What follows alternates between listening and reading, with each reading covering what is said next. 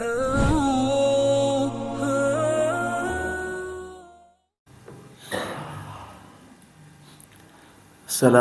warahmatullahi wabarakatuh.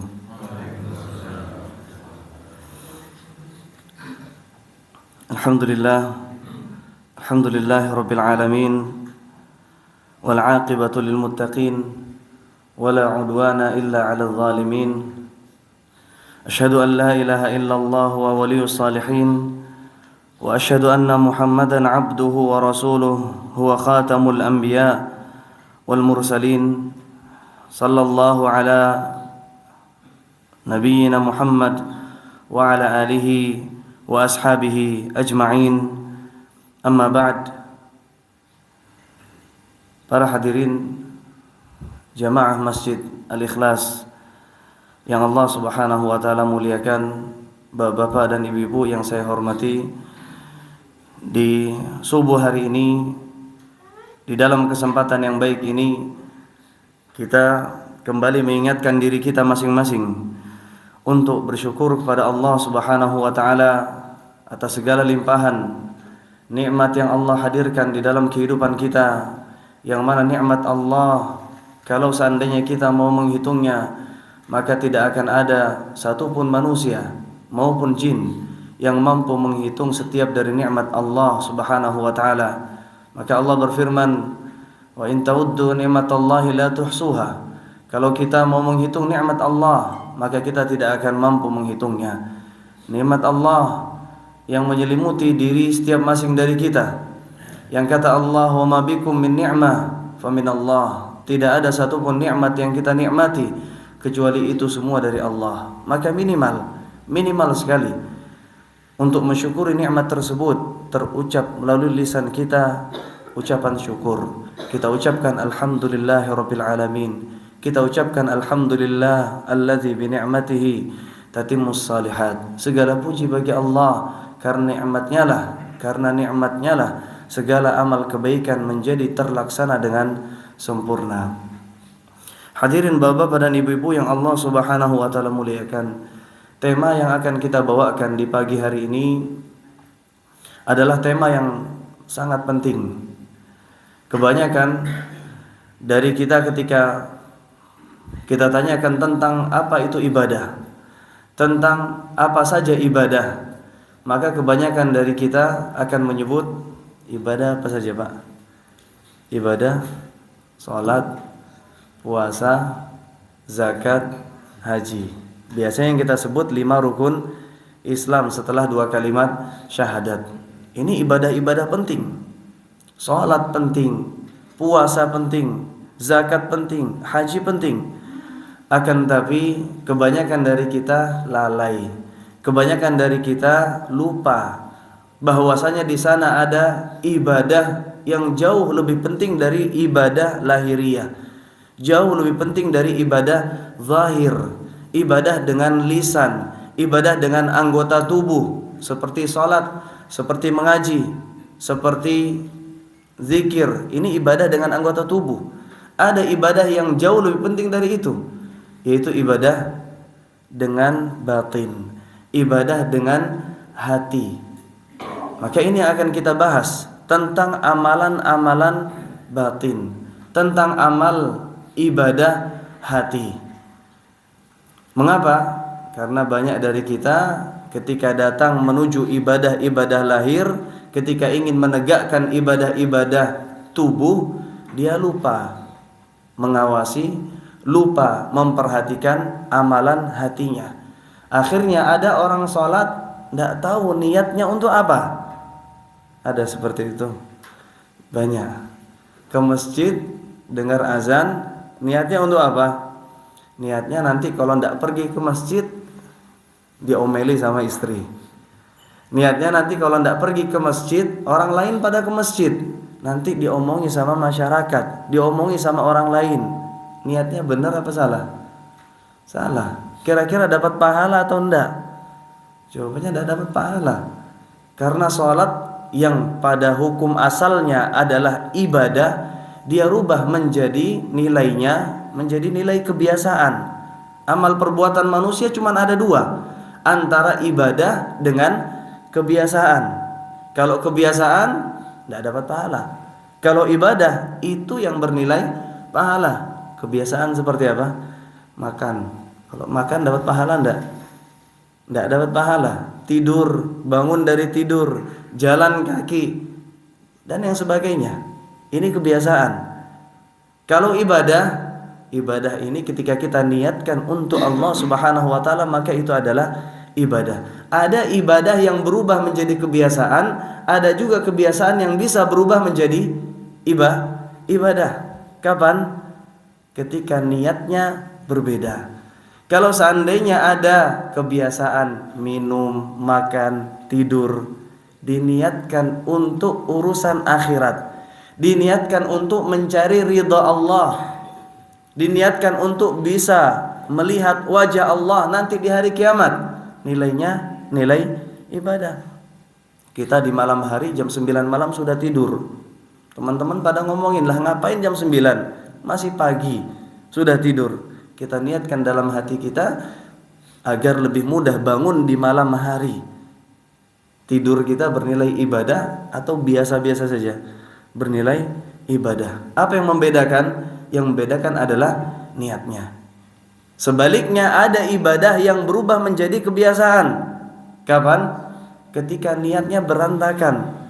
Tadi kita contohkan, ada orang pergi sholat, niatnya ya biar tidak diomongin sama orang banyak.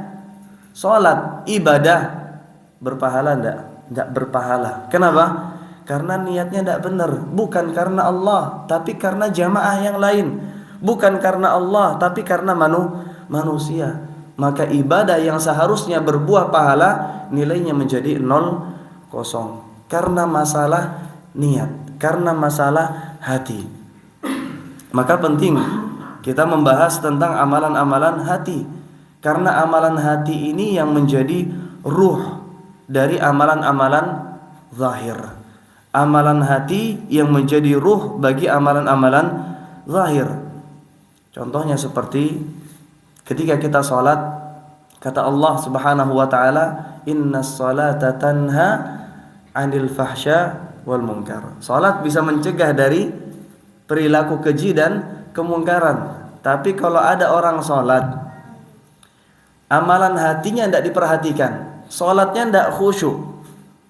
Ketika pulang salat, ngelihat sendal orang lain lebih bagus, ngelihat ada harta yang berharga yang mungkin bernilai jual, bisa saja dia ambil, bisa saja dia curi. Yang salah mana? Salatnya apa? Hatinya. Salatnya. Jangan salahkan salatnya, yang salahkan hatinya. Yang jadi masalah bukan salatnya, yang jadi masalah adalah hatinya. Ketika dia salat, tidak ada kekhusyuan di dalam hatinya, tidak ada ketundukan, tidak ada rasa takut kepada Allah di dalam hatinya. Wajar saja semakin banyak orang sholat, bukan semakin bertambah ketakwaan, tapi semakin capek, dapatnya lelah, dapatnya capek. Maka ini yang Nabi SAW sebutkan dalam hadis beliau. Kata Nabi SAW, "Rubba qa'imin laisa lahu hadzun min qiyamihi illa as-sahar wa ta'ab." Kata Nabi SAW, berapa banyak orang yang berdiri sholat, dapatnya apa? Enggak dapat pahala, enggak dapat takwa, enggak dapat rasa takut. Yang didapat cuman rasa capek, yang dapat cuman rasa ngantuk, menahan ngantuk saja. Itu saja bagiannya dari sholat. Kenapa? Karena tidak ada ruh di dalam sholatnya. Wajar ketika 30 hari dia puasa, hasilnya apa? Harusnya la'allakum tattaqun. Selesai bulan Ramadan, masuk hari pertama di bulan Syawal, maksiat kembali digas lagi. Yang jadi masalah bukan puasanya, yang jadi masalah tentang amalan hatinya. Maka ini hal penting. Kita akan membahas beberapa, karena amalan hati itu banyak sekali. Amalan hati banyak. Syekh Muhammad bin Abdul Wahab dalam Ushulul Tsalatsah menyebutkan macam-macam amalan ibadah. Amalan ibadah apa saja? Ada sholat, ada puasa, rukun Islam yang 5. Apalagi? Kata beliau ada rasa takut, amalan hati. Khusyuk, ketundukan, amalan hati. Merasa rendah di hadapan Allah, amalan hati. mencintai karena Allah amalan hati. Kemudian rasa takut kepada Allah amalan hati. Ikhlas amalan hati. Ketika keluar rumah kita menyandarkan nasib dan diri kita kepada Allah. Apa istilahnya? Tawakal, amalan hati. Amalan hati banyak yang kalau kita bahas satu persatu tidak bakal cukup waktunya. Mungkin ilmu kita juga tidak bakal nyampe ke sana. Jadi kita akan coba membahas 1, 2, 3 tentang amalan hati yang bisa kita bahas. Amalan hati yang pertama tentu yang menjadi pondasi dasar dari setiap amalan lahiriah. Yang kalau kita jaga amalan hati yang pertama ini, maka amalan lahir, amalan tubuh kita akan diterima oleh Allah Subhanahu wa taala. Apa itu? Ikhlas. Ketika kita niatkan ikhlas karena Allah Subhanahu wa taala. Ini amalan hati yang paling penting kita jaga, yaitu ikhlas. Amal ibadah apapun kalau tidak adanya ikhlas, amal ibadahnya tidak mungkin diterima oleh Allah Subhanahu wa taala. Ikhlas artinya adalah yang kita cari dalam setiap amal ibadah kita adalah ridha Allah. Yang kita cari semuanya berhubungan dengan Allah, semuanya berhubungan dengan hari akhir. Sebaliknya kalau yang kita cari adalah urusan dunia, yang kita cari adalah omongan orang lain, yang kita cari adalah pandangan mata orang lain, ini sudah tidak ikhlas. Ini ikhlas. Dan ikhlas ini menjadi syarat sahnya suatu ibadah. Ada 2 syarat sahnya ibadah. Yang pertama adalah ikhlas. Yang ikhlas. Yang kedua? Yang kedua adalah mutaba'ah, mengikuti amal ibadahnya Nabi sallallahu alaihi wasallam. Kalau amal ibadahnya sudah plek mengikuti Nabi sallallahu alaihi wasallam, hatinya rusak, tidak ada keikhlasan di dalam ibadahnya, diterima atau tidak diterima. Amal ibadahnya kosong. Seorang kalau sholat ikhlas karena Allah dan karena selain Allah, apa kira-kira nilai ibadahnya? Untuk Allah dan untuk selain Allah, untuk Allah dan untuk dunia, untuk Allah dan untuk manusia, diterima atau tidak? Sah atau tidak? Jawabannya tidak sah. Kata Allah Subhanahu wa taala dalam hadis qudsi, ana aghna syuraka'u 'ani syirk. Aku, kata Allah, adalah zat yang maha kaya, tidak butuh kepada yang kedua, tidak butuh kepada sekutu. Faman 'amila 'amalan, siapa yang melakukan suatu amalan, asyraka fihi ma'iya ghairi, dia duakan aku dengan selainku, kata Allah, taraktuhu wa syirkah, aku tinggalkan amalan ini untuk yang kedua.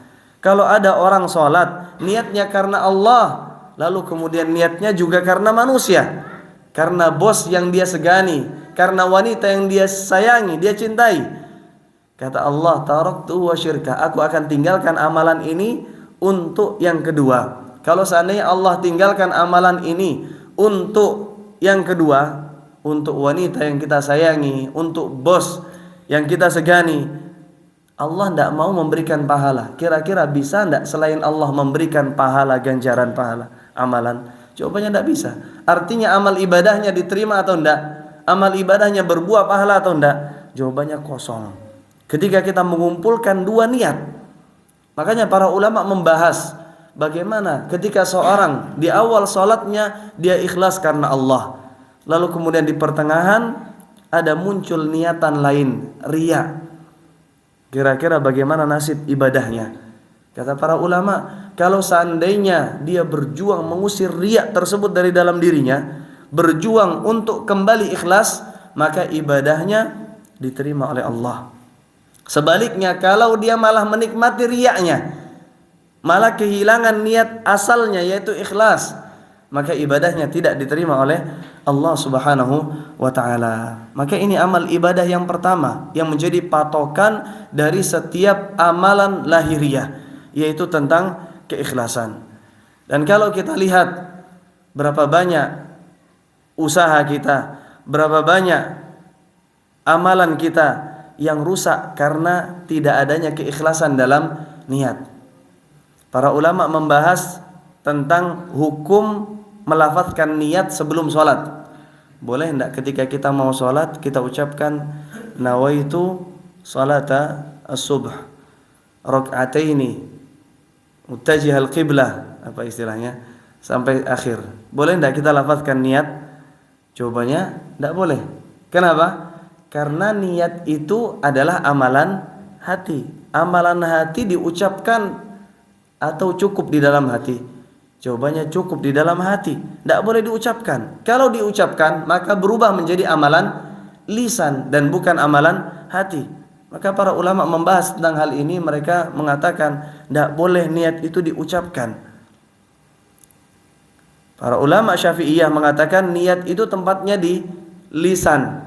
Kita ketika ingin mengucapkan niat, silakan ucapkan niat. Ulama Syafi'iyah.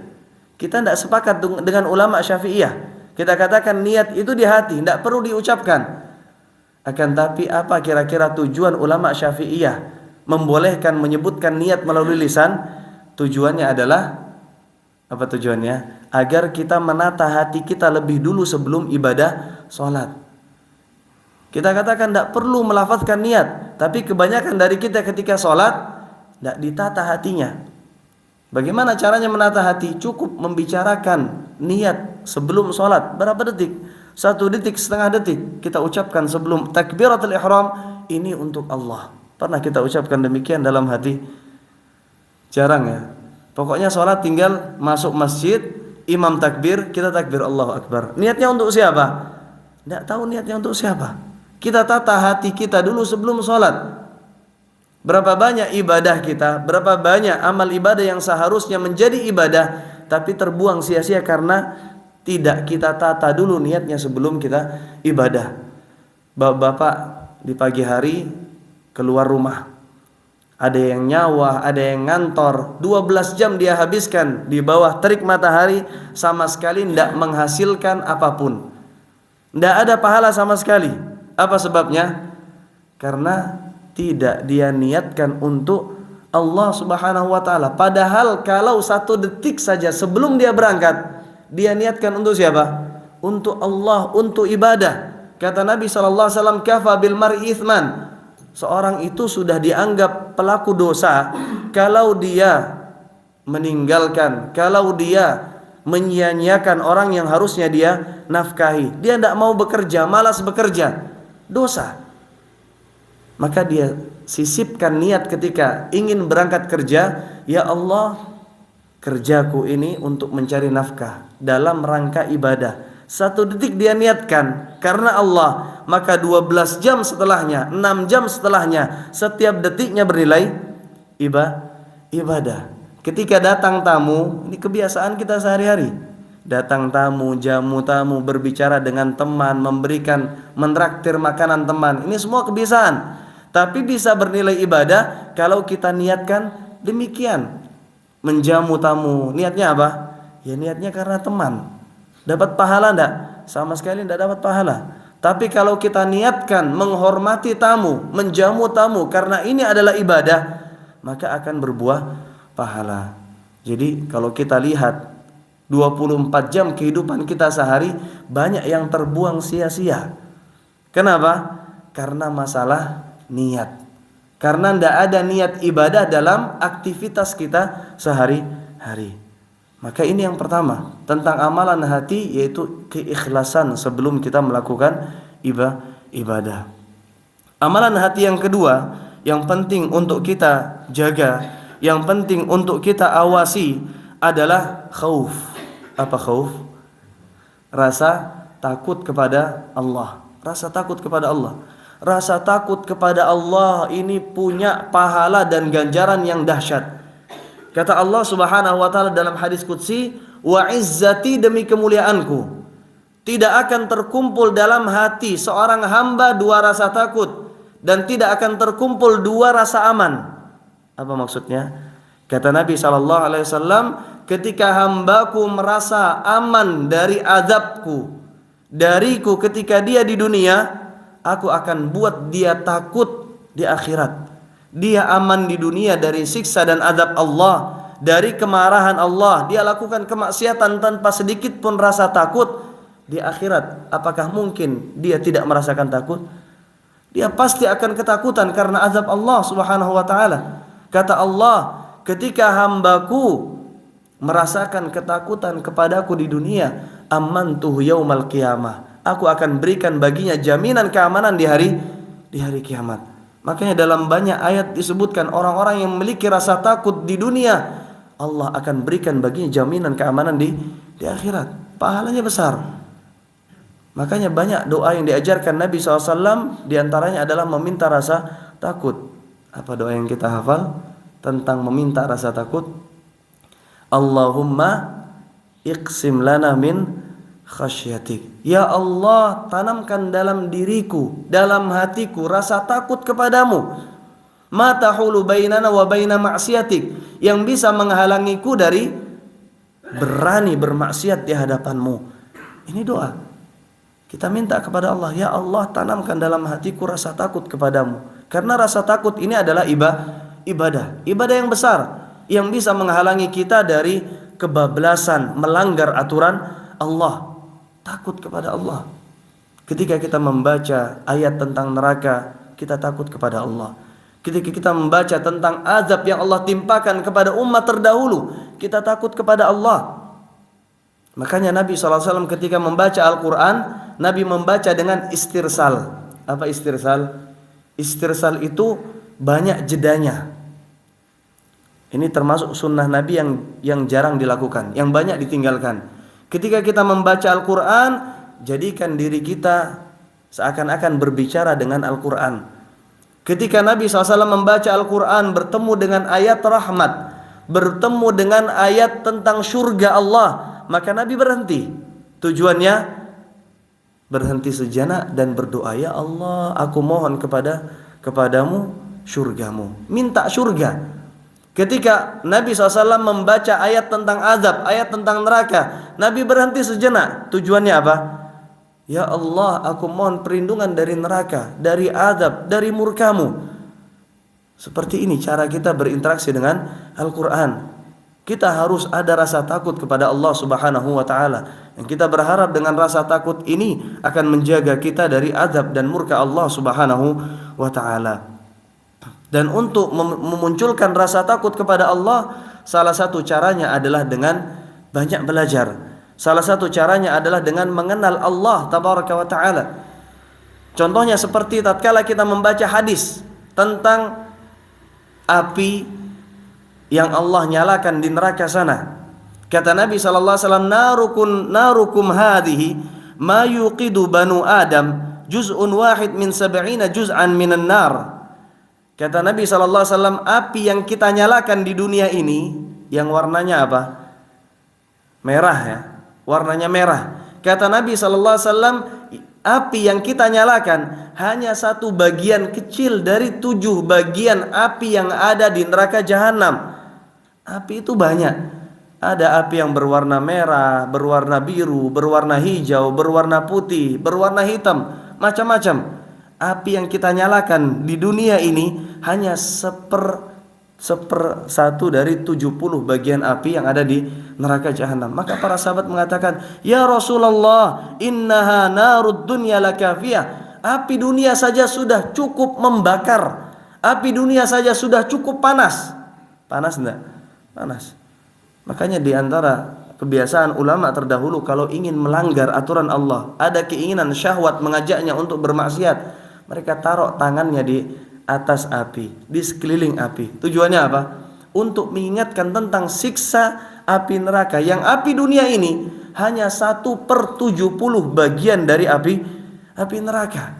Maka dengan cara seperti ini kita membaca hadis Nabi tentang siksa api neraka. Apalagi tatkala kita membaca ayat-ayat tentang azab neraka. Kata Allah Subhanahu wa taala, innal ladzina kafaru bi ayatina, orang-orang yang kufur terhadap ayat kami akan siram mereka dengan siksa api neraka. Kullama nadijat juluduhum, setiap kali kulit mereka melepuh, baddalnahum juludan ghairaha, kami akan ganti dengan kulit lain agar mereka semakin tersiksa dengan azab kami. Kalau kita baca ayat-ayat seperti ini akan membangkitkan rasa takut kita kepada Allah Subhanahu wa ta'ala. Jadi cara untuk membangkitkan rasa takut adalah dengan banyak belajar, adalah dengan banyak membaca ayat-ayat Al-Quran, merenungi artinya, membaca hadis-hadis Nabi Sallallahu Alaihi Wasallam, dan juga merenungi artinya. Kemudian amalan yang lain, amalan hati yang lain yang juga penting adalah amalan mengawasi hati itu sendiri, atau bahasa lainnya adalah muraqabah, senantiasa mengawasi amalan-amalan hati yang lain, atau bahasa lainnya muraqabah, banyak bahasa yang lain, atau muhasabah. Apa muhasabah? Ngontrol hati kita. Sekarang berada di mana hati kita? Dan ini termasuk amalan hati yang penting. Al-Imam Nawawi rahimahullah, kata ulama Syafi'iyah, Imam Nawawi ini diantara sifat beliau senantiasa mengawasi hatinya. Mengawasi hatinya tentang ikhlas di dalam hatinya, tentang tawakal di dalam hatinya masih ada atau enggak, tentang roja, mengharap kepada Allah di dalam hatinya, tentang rasa takut kepada Allah di dalam hatinya masih ada atau enggak, tentang keikhlasan di dalam hatinya. Apalagi ikhlas. Kalau kita bicara tentang ikhlas, ngomongnya mudah, tapi prakteknya sulitnya bukan main. Ini terus kita awasi. Jangan ketika kita mengawasi, yang kita awasi terus-menerus adalah dunia. Kita hitung setiap sen pengeluaran, pemasukan dari usaha kita. Kita lihat rumah kita ada yang lecet sedikit, kita cat, kita perbaiki. Kita lihat setiap senti mobil kita. Boleh mengawasi dunia? Silakan, tidak ada masalah. Tetapi kapan waktunya kita mengawasi hati kita? Banyak dari kita tidak punya waktu untuk mengawasi hati kita. Kapan kita mengawasi hati kita? Kita mengawasi hati kita di saat-saat kita sedang bersendiri. Maka sisipkan waktu khusus antara kita dengan hati kita. Kapan? Ketika kita pergi ke masjid di antaranya. Ketika kita berjalan ke masjid, di antara sunnah Nabi Sallallahu Alaihi Wasallam, kata Nabi, bis sakinati wal waqar. Ketika kita berjalan, maka usahakan berjalan itu dengan tenang. Usahakan berjalan itu dengan menunduk matanya. Tidak melihat ke kanan, tidak melihat ke kiri. Usahakan dengan diam. Tujuannya apa? Tujuannya untuk menata hati sebelum kita masuk ke masjid, sebelum sholat. Banyak orang tidak bisa khusyuk, tidak bisa ikhlas dalam sholatnya. Kenapa? Masuk ke masjid masih saja dibawa urusan pekerjaan. Banyak toh. Sampai di masjid, sholat, takbir, yang difikirkan apa?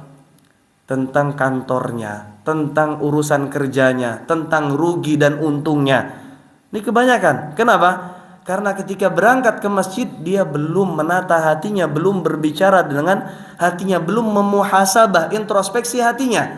Jadi wajar ketika dia sholat kehilangan rasa khusyuk. Makanya kata Nabi, ketika kita berjalan ke masjid, apa sunnahnya? Bis sakinah wal waqar. Tenang, diam, jaga adabnya, jaga akhlaknya. Jangan banyak bicara. Sediakan waktu khusus untuk antara diri kita dengan hati kita. Kalau jalan ke masjid jangan bicara sama orang lain. Karena ada doa yang diajarkan Nabi Sallallahu Alaihi Wasallam ketika kita berjalan ke masjid. Doanya apa? Allahumma ij'al fi qalbi nura wa fi lisani nura. Doanya panjang. Nanti silahkan dilihat, silahkan dicari doanya. Intinya kita meminta cahaya kepada Allah. Cahaya di hati kita, cahaya di lisan kita, cahaya di pandangan mata kita, cahaya di pendengaran kita, cahaya di hadapan, di belakang, di kanan, di kiri, di atas, di bawah. Kemudian kita minta cahaya tersebut ditambahkan. Salat itu cahaya. Bagaimana cara menggapai cahayanya? Dengan berdoa. Maka kita ajak bicara diri kita. Kita berdoa, Allahumma ja'al fi qalbi nura. Ya Allah, tanamkan dalam hatiku cahaya. Kita minta kepada Allah cahaya. Kita ajak bicara hati kita. Maka ini yang jarang kita lakukan. Kalau sampai di masjid, duduk menunggu waktu iqamah 5 menit, 10 menit, 15 menit antara azan dengan iqamah, apa yang kita lakukan?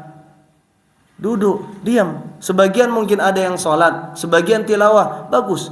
Tapi sempatkan sebagian waktu kita untuk sekedar duduk, diam muhasabah hati kita tentang berapa banyak dosa yang sudah kita lakukan, tentang sejauh mana niat ikhlas kita, tentang sejauh mana rasa takut kita kepada Allah. Pernah kita mengajak bicara hati kita? Jarang. Maka kita sisipkan waktu khusus untuk ajak bicara hati kita. Dan amalan hati yang ketiga ini sulit. Seluruh amalan hati rata-rata sulit karena berbicara tentang urusan hati. Syaitan tahu bahwasanya inti dari amalan kita bukan amalan zahir, tapi amalan hati. Makanya syaitan bersemangat menggoda kita, menyisipkan was-was di dalam diri kita. Seluruh amalan hati sulit, tapi yang paling sulit ini muhasabah, terus mengawasi hati kita. Makanya di antara doa yang diajarkan Nabi SAW untuk terus istiqamah, continue muhasabah hati kita, muhasabah terus mengingat Allah Subhanahu wa taala adalah doa yang kita baca sebelum salam. Apa? Allahumma a'inni ala dzikrik wa syukrik wa husni ibadatik. Ya Allah, bantulah aku, minta pertolongan kepada Allah. Bantulah aku untuk terus mengingatmu. Bantulah aku untuk terus bersyukur kepadamu. Ingat, bersyukur, dua ini adalah amalan hati. Wa ala husni ibadatik, untuk bisa khusyuk dalam ibadah kepadamu, untuk bisa takut di dalam ibadah kepadamu, untuk bisa mengharap rahmatmu saat aku beribadah kepadamu. Ini semua tentang amalan hati. Kita meminta kepada Allah Subhanahu wa taala. Di antara cara yang lain untuk mengawasi hati kita adalah banyak berdoa. Tadi Allahumma inni ala dzikrik wa syukrik wa husni ibadatik. Syekh bin Baz rahimahullah, di antara kebiasaan beliau, ucapan yang sering beliau doakan, doa yang sering beliau utarakan adalah doa Allahumma aslih li qalbi. Ya Allah, perbaiki urusan hatiku. Beliau ulang-ulangi terus. Allahumma aslih li qalbi, Allahumma aslih li qalbi. Nabi SAW di dalam sujud beliau sering berdoa. Apa doanya? Tentang urusan hati. Allahumma ya muqallibal qulub, tsabbit qalbi ala dinik. Ini sosok Nabi SAW yang dirinya maksum, terjaga dari setiap kesalahan. Bagaimana dengan kita? Hari ini sudah berapa kali kita doa Allahumma ya muqallibal qulub, tsabbit qalbi ala dinik. Allahumma ya musarrifal qulub, sarrif qalbi ila ta'atik. Wahai Allah yang membolak-balikkan hati, kokohkan hatiku agar terus berada di atas ketaatan kepadamu. Ya Allah yang membolak-balikkan hati, palingkan hatiku menuju ketaatan kepadamu. Ini yang kurang kita perhatikan tentang amalan-amalan hati. Ini semua kita jelaskan bukan berarti merendahkan amalan lahir, bukan berarti sholat tidak penting, bukan berarti ibadah-ibadah tilawatul Quran, membaca Al-Quran, zikir tidak penting. Tetapi kita bicara tentang yang lebih penting dari itu, adalah tentang amalan hati. Nabi SAW menyebutkan takwa. Takwa ada di mana? Kata Nabi, at-taqwa hahuna. Takwa itu di mana? Di sini, di hati. Nabi sebutkan 3 kali. Nabi isyaratkan dengan tangan beliau, at-taqwa hahuna. Takwa itu di sini, takwa itu di sini, takwa itu di sini, 3 kali. Tujuannya apa? Tujuannya adalah yang paling utama kita perhatikan selain amalan zahir adalah amalan hati. Sebelum sholat, sebelum puasa, sebelum haji, sebelum umrah, sebelum zakat, yang paling pertama kita perhatikan adalah tentang hati. Kita periksa takwa itu di dalam hati lebih dulu. Jangan seperti kebanyakan orang, antara dirinya sebelum ibadah dan setelah ibadah podo wae. Apa podo wae? Ya, saya tidak pintar bahasa Jawa. Podo wae apa? Sama aja, tidak ada perubahan. Sebelum ibadah ya seperti itu, setelah ibadah ya seperti itu. Jangan. Maksudnya Nabi SAW, ketakwaan itu di sini bukan maksudnya amalan zahir tidak penting, bukan. Amalan zahir penting, tapi jauh lebih penting adalah amalan batin. Sebelum kita bersihkan baju kita, pakaian kita, masjid kita, apa yang lebih dulu kita bersihkan? Hati kita. Maka ini berkaitan dengan amalan-amalan hati. Mungkin ini sedikit yang bisa kita sampaikan, tapi kita berharap dengan yang sedikit ini semoga Allah berkahi, semoga Allah jadikan ilmu yang bermanfaat untuk diri kita, untuk keluarga kita, untuk masyarakat kita, dan Allah Subhanahu wa taala jadikan ilmu ini menjadi amal yang saleh. Amin ya rabbal alamin. Barangkali ada tambahan dari Bapak-bapak atau ada pertanyaan, tafadhol.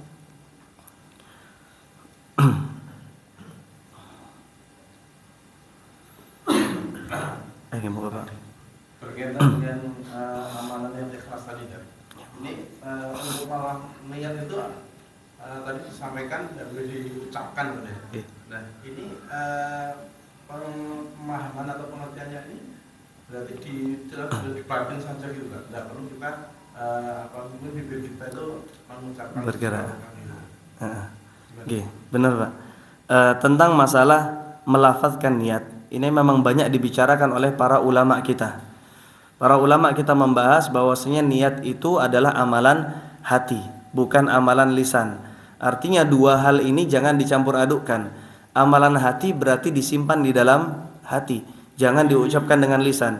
Ketika diucapkan dengan lisan, maka urusannya bukan urusan hati. Banyak orang mengucap, saya ikhlas kok, tapi ikhlas kok diomongin. Kalau ikhlas ya disimpan. Kalau ikhlas diomongin, saya kasih kamu ini, saya ikhlas kok. Ini bukan ikhlas. Banyak orang mengaku ikhlas, tetapi pada hakikatnya nggak ikhlas. Kenapa? Karena ikhlas itu bukan di lisan, ikhlas itu di hati. Jadi ini yang harus kita jaga. Bagaimana caranya agar hati kita ini berbicara bahwasanya amal ibadah ini untuk Allah Subhanahu wa taala. Yang sulit itu bukan ngomongnya, Pak. Kalau ngomong mudah. Saya sekarang bicara tentang ikhlas, tentang keutamaan ikhlas, tentang pentingnya ikhlas. Tapi apa saya ketika sekarang bicara tentang ikhlas? Apa saya ikhlas? Allahu a'lam. Makanya kata para ulama, Sufyan Ats-Tsauri mengatakan, "Ma'alattu syai'an ashaddu 'alayya min niyati, ashadda 'alayya min niyati." Yang paling sulit aku jaga, yang paling sulit aku awasi dalam hatiku adalah tentang masalah niat. Fa innaha tataqallabu 'alai. Niat itu berubah-ubah. Kadang sekarang ikhlas, nanti muncul orang yang kita segani berubah menjadi riya, nanti kemudian jadi ikhlas lagi. Bahkan ulama mengatakan, sebagian mengatakan, aku berbicara tentang hadis Nabi SAW, satu hadis butuh pada satu niat. Kajian ini berapa hadis? Tidak tahu niatnya berapa kali sudah. Ini butuh perjuangan. Kalau cuma ngomong mudah, tapi yang paling sulit adalah menata hati. Meskipun kita tidak menyarankan mengucapkan, melafazkan niat, akan tapi penting untuk menata niat sebelum kita beramal. Oke, ketika kita sholat tadi subuh, tidak perlu nawaitu salat subh atau nawaitu salat zuhur 4 rakaat mustaqbilal qiblah lillahi tabaraka wa ta'ala. Tidak perlu memang kita ucapkan, tetapi penting untuk kita bicarakan dengan hati. Berapa detik? 1 detik, setengah detik. Sebelum takbir kita ucapkan, ini untuk siapa? Kita ucapkan untuk Allah. Kita tata sejenak. Kebanyakan dari kita katakan niat tidak boleh diucapkan. Artinya apa? Ya sudah, kalau mau sholat ya sholat, kalau mau wudu ya wudu. Akhirnya hatinya tidak ditata lebih dulu. Wudunya tidak tahu untuk siapa, sholatnya untuk siapa, doanya untuk siapa, tidak tahu. Jadi tidak perlu dilafazkan, tetapi penting untuk kita ajak bicara hati sebelum beramal. Untuk siapa amal ibadah ini? Jadi itu tidak perlu kita keraskan, karena khawatir kalau kita keraskan teman kita dengar. Awalnya ikhlas jadi sum'ah. Ada istilahnya sum'ah. Sum'ah itu artinya kita bicarakan amal ibadah kita tujuannya agar diakui, tujuannya agar disanjung sama orang lain. Jadi jangan sampai amalan hati ini berubah menjadi riya.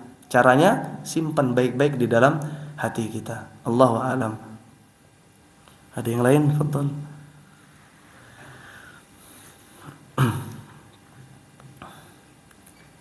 Kalau tidak ada, cukup. Kita cukupkan sampai di sini.